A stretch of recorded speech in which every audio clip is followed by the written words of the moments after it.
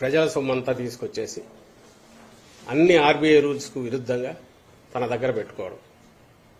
చంద్రబాబు నాయుడు రోజుకొకసారి మారుస్తూ చెప్తున్నవి ఏదైతే ఉన్నాయో, ఇంక్లూడింగ్ దీంతో సహా, ఇది దేన్ని ప్రూవ్ చేస్తుందంటే ఈయన నిజంగానే అబద్దాలు ఆడుతున్నాడు అని ప్రూవ్ చేస్తుంది.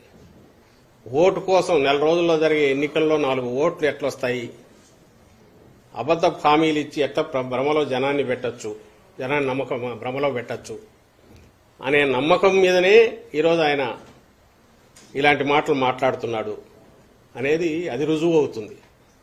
నిజంగానే వాలంటీర్ల వ్యవస్థ మీద తనకు నమ్మకం ఉంటే మరి ఇన్నాళ్ళు అన్న మాటల సంగతి ఏంటి? ఎప్పుడూ ఎందుకు మొన్నటికి మొన్న ఈ వాలంటీర్లు ఇన్ఫ్లుయెన్స్ చేస్తారు పెన్షనర్లకు, కాబట్టి వాళ్ళతో ఇప్పించడం తన మనిషి ద్వారా డోర్ టు డోర్ స్టెప్ దగ్గర పెన్షన్లు ఇవ్వనివ్వద్దు అని చెప్పి తన మనిషి నిమ్మగడ్డ రమేష్ ద్వారా ఈసీకి లెటర్లు పెట్టించడం దగ్గర నుంచి అక్కడ మొదలైన, అంతకుముందు వీళ్ళేంది గోనె సంచులు మోసే ఉద్యోగమా, ఇళ్ల తలుపులు కొడతారు, ఆడవాళ్ల వివరాలన్నీ సేకరిస్తారని తాను తన దత్తపుత్రుడు ఆ అసహ్యకరంగా మాట్లాడిన మాటలైనా, రాష్ట్రంలో అమ్మాయిలు ఎక్కడన్నా ఇదైపోతే అదంతా కేసులన్నీ వీళ్ళ ఇదున్నారు వెనక వీళ్ళున్నారన్నా, వాలంటీర్లు అంటే వైఎస్ఆర్సీపీ కార్యకర్తలన్నా వాళ్ళ తాట తీస్తామని మాట్లాడిన వాళ్ళ నాయకులు మాట్లాడినా, ఇవన్నీ ఎట్లా మర్చిపోతారు? వాలంటీర్లు కాదు జనమైనా ఎట్లా మర్చిపోతారు?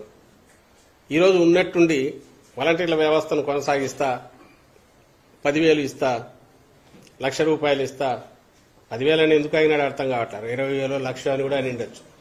అంతకుముందు అన్నట్టున్నాడు మీ నైపుణ్యం పెంచి 40,000 సంపాదించారు. ఈ ముందన్నవి ఎప్పుడైతే అంతగా రాగానే ఆ వ్యవస్థనే తీసేస్తాను అని ఎప్పుడైతే అన్నాడో వాటిని పక్కకు తోసేసి ఉన్నట్టుండి ఇది అనడంతో ఈయన ఎంత అబద్దాల కోరు ఈ రోజుకు మారలేదు. 95లో ఎట్లున్నాడో 2024లో కూడా అట్లే ఉన్నాడు. 14లో ఎట్లా మోసం చేశాడో అంతకు డబుల్ మోసం ఈసారి చేస్తాడని ప్రజలకు బాగా అర్థమైంది ఈ మాట మాట్లాడడంతో. వ్యవస్థను కొనసాగిస్తానంటున్నాడు, వీళ్ళని ఉంచాడు, ఈ వాలంటీర్లను తీసేస్తాడు, జన్మభూమి కమిటీలో ఉండే వాళ్ళను తీసుకొచ్చేసి వాళ్ళకి 10,000 చేస్తాడు, వాళ్ళకి 15,000 కాదు 20,000 చేస్తాడు, పై ఆదాయం కూడా వచ్చేట్టు చేస్తాడు.